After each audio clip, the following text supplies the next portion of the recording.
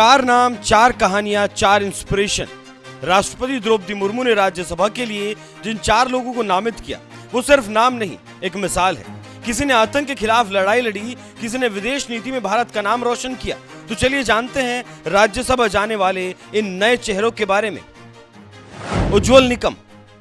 26/11 याद है ना, मुंबई पर सबसे बड़ा आतंकी हमला। जिस इंसान ने अजमल कसाब को कोर्ट में घुटने टेकने पर मजबूर किया वो थे उज्ज्वल निकम। 400 से ज्यादा गंभीर केस और हर बार न्याय के लिए लड़ाई।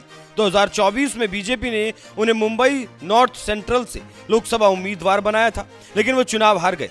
उज्ज्वल निकम ने 1991 कल्याण बम विस्फोट, 1993 बॉम्बे बम विस्फोट, 1997 गुलशन कुमार हत्याकांड, 2006 प्रमोद महाजन हत्याकांड, 2008 मुंबई हमला, 2016 शक्ति मिल्स गैंग रेप और कोपार्डी रेप हत्या मामले में वकालत की है।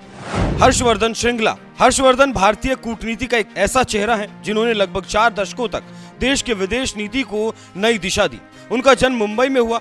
शिक्षा अजमेर के प्रतिष्ठित मेयो कॉलेज और दिल्ली विश्वविद्यालय के सेंट स्टीफेंस कॉलेज से हुई। आईएफएस में शामिल होने से पहले उन्होंने भारत के निजी और सार्वजनिक क्षेत्रों में काम किया।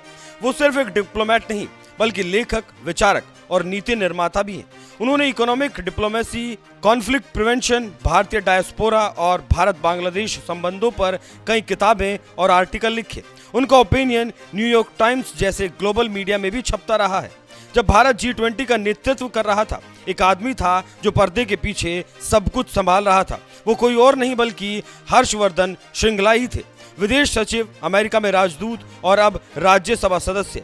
दुनिया की राजनीति में पहचान बनाने वाले इस रणनीतिकार से संसद को बहुत कुछ मिल सकता है। मीनाक्षी जैन। भारत की प्राचीन सभ्यता, धर्म और सांस्कृतिक चेतना पर शोध करने वाली प्रख्यात इतिहासकार डॉक्टर मीनाक्षी जैन को 2020 में पद्मश्री से सम्मानित किया गया। डॉक्टर जैन दिल्ली विश्वविद्यालय के गार्गी कॉलेज में इतिहास की प्रोफेसर रह चुकी हैं और ICHR और ICSSR जैसी संस्थाओं से जुड़ी रही हैं। उनके प्रमुख शोध ग्रंथ राम और Ayodhya, the battle for Ram, Sati और फ्लाइट ऑफ डिटीज भारतीय इतिहास को प्रमाणों और परंपरा के साथ जोड़ते हैं।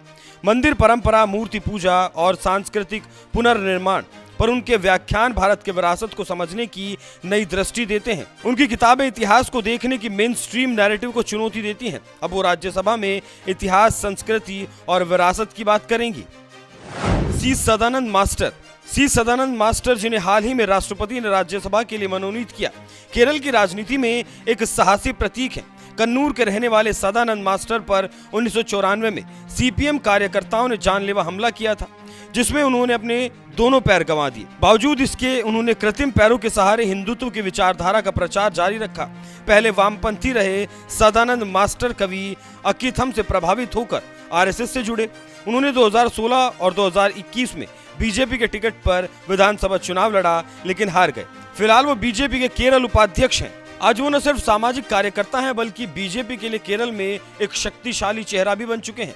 बीजेपी उन्हें जीवित शहीद कहती है। क्या उन्हें राज्यसभा भेजकर बीजेपी केरल में कुछ नया राजनीतिक संकेत दे रही है? उज्ज्वल निकम, श्रृंगला, डॉक्टर मीनाक्षी जैन और सदानंद मास्टर अब संसद में नए विचारों और अनुभवों की लहर लाएंगे। क्या भारत की राजनीति को नई दिशा देंगे? अपनी राय हमें कमेंट कर जरूर बताइएगा।